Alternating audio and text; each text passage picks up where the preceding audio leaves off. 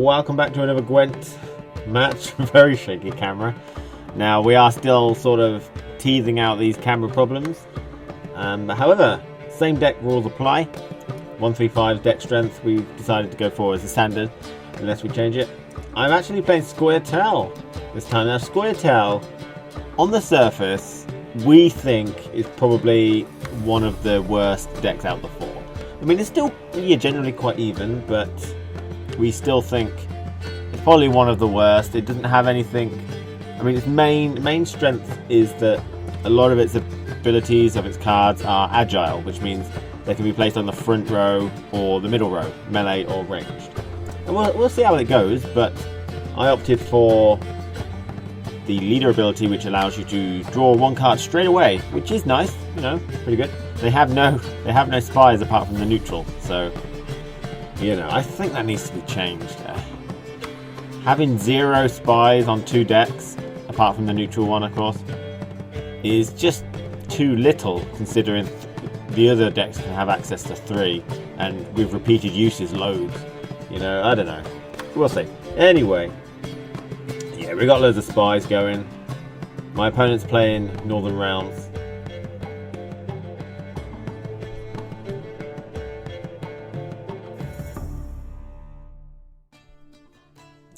A very, very early give up. Now, to be honest, you know, there's not. I mean, he's given me a lot of strength. That's why I decided to give up quite early on, because he's given me quite a bit of strength. He's still giving me fucking tons of strength. He's giving me loads of strength. That's why, you know, yeah. And to be honest, he's drawing so many cards.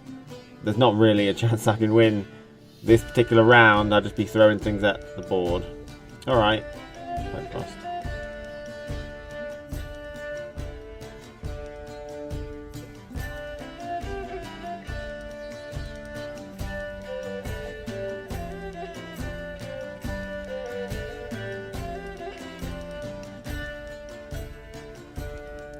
Okay, pretty easy win there. Made him play a few cards. I mean, he's playing quite a few cards there, really. He gets to draw one for winning, of course. Northern Realm ability. Playing that deck. That's a nice ability. Oh, we didn't mention at the very beginning of the game, Scoia'tael's deck ability. I get to choose who goes first, which is obviously I want the opponent to go first. Normally, making the opponent go first is good because then they're one card down, but he plays spies and I haven't, so it really didn't matter in the end. To be honest, I think that's probably one of the worst deck abilities because of spies as well. Drawing a card is a lot better in my opinion. Could make or break the game. Okay, so we've got a muster ability. Got to draw out all cards with the same prefix or suffix, roughly the same name.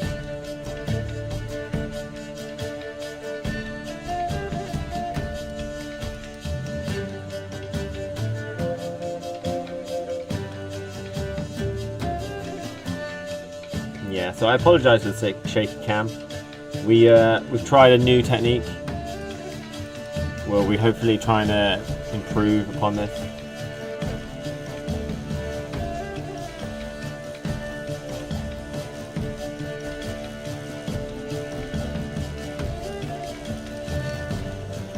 So I made a mistake there. I pulled a spy out of my deck. It needs to be played instantly. Okay, so there's a little mistake there. We do rectify it in a second.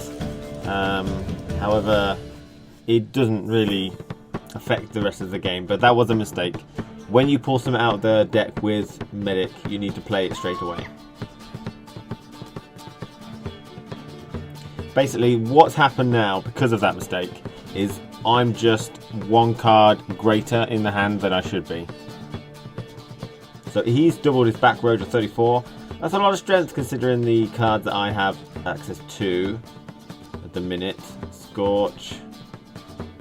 Get rid of some. That was pretty good Scorch. Now the reason I'm not playing the spy straight away, even though I should have played it straight away instantly, is because I don't want him to pull it out of his discard pile with the medic. So I'm trying to save it for turn 3.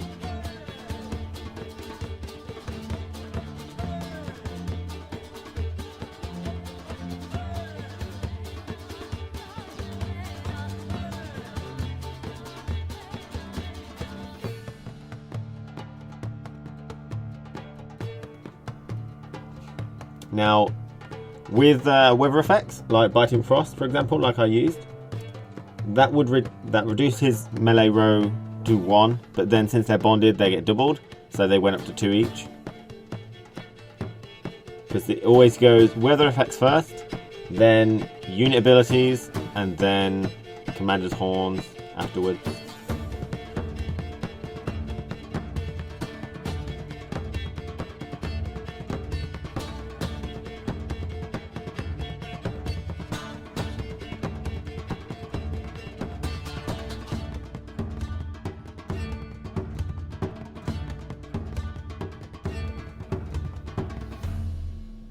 Okay, so we've moved the hero leader ability just because it was getting confusing. We couldn't remember if he had done it, so we've decided to start moving the leader ability, which doubles the back row, onto the back row, like it was Commander's Horn, really.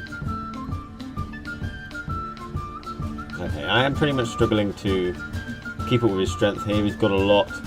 If he does a Commander's Horn, it's gone. I think he's got so many cards, he's got plenty to play here.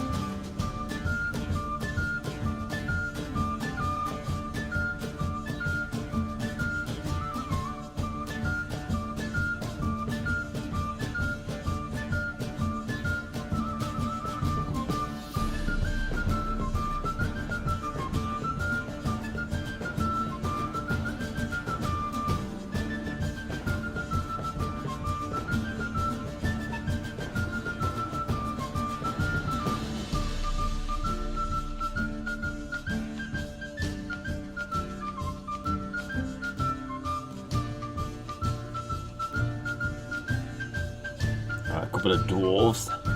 A couple of dwarves! Coming out on the front row. A couple of dwarves on the front row. Not going to increase much in the way of strength. The Commander's Horn. Oh man. Look, he's doubled his back row and he's doubled his front row. He hasn't really got anything on the back row though. But, alright. Oh, some more. Some more mercy. I think these are the smugglers. Smugglers are very powerful. That's a nice 15 on the board for 1 card. That's pretty good. So Scoia'tael do seem to be basically muster, a couple of musters, and agile based. It looks like a Commander's Horn, possibly. I'm moving all my cards across. Now, that's something I do want to talk about while we're here. In this game, your opponent can guess a little bit what you've got when you look at things, right? So if I was to look in... So if I've got my hand, and I'm looking through my hand, and then I want to look in my discard pile, right, yeah, I've lost. Okay, I've lost. I had a Commander's Horn, not really available to do anything there. I could have done the top row, but look how much he's got. And a Clear Weather, which was useless to me. Alright, he had a hero, 2 Scorches, are you serious? And a Clear Weather himself. I had lost that plenty. I mean, I didn't even get around. He had so many cards. Scoia'tael, I had no spies, really. I think I used 1. Anyway, what I want to talk about is, yeah, when you're, say, if I'm looking through my hands, and then I've got a medic, I want to see what I've got in my discard pile, just to have an idea of what my possible options are. But if I pick up my discard pile and start looking through them, he's going to know that I've got a medic, otherwise I wouldn't be going through it. So, you know, I know you could spread your cards out so you can always see them, so you can just use your eyes to look. But you've got, you know, it's pretty, that's long-winded, especially if your discard pile starts to get quite heavy. And stuff like that, you know. So this Scoia'tael deck didn't really do very well this particular game. But I do think the Northern Round deck had a very good opening hand. Like, you had 4 spies, something like that. That's pretty much near maximum. And he was able to get those 3 bonded people, which became very, very strong. 3 Scorches with the dragon. I mean, yeah, so that was just, I think any deck would have found that pretty difficult to deal with, apart from maybe Nilfgaard. But we are gonna, me and him today, in fact, today being 26th of July, we restructured the deck. We're trying to think about the strategy, overall strategy with the Scoia'tael. I think we've come up with something good, and I can't wait to show you those ones, but we've got some interluding matches that I've got to post up before that because I'm a little behind. Thanks for watching, guys. Thanks for watching. Really, I do appreciate it. Thank you very much.